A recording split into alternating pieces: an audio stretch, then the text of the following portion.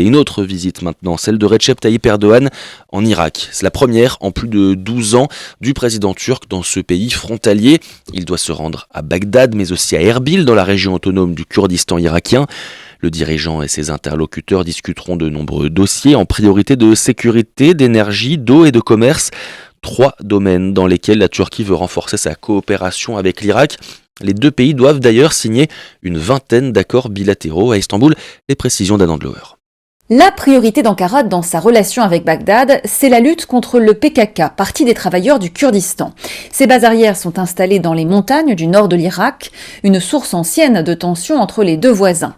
Le mois dernier, l'Irak a interdit le PKK, mais Ankara en attend plus. Objectif affiché, la création d'un centre opérationnel conjoint pour la conduite de ces opérations militaires en territoire irakien. La visite de Tayyip Erdogan vise à poser les jalons légaux d'une coopération turco-irakienne contre le groupe armé kurde. Le président turc vient aussi parler d'hydrocarbures, un peu plus d'1 an après avoir interrompu les flux de l'oléoduc Irak-Turquie. En cause, une décision arbitrale condamnant Ankara pour des exportations de pétrole de la région du Kurdistan sans le consentement du gouvernement de Bagdad.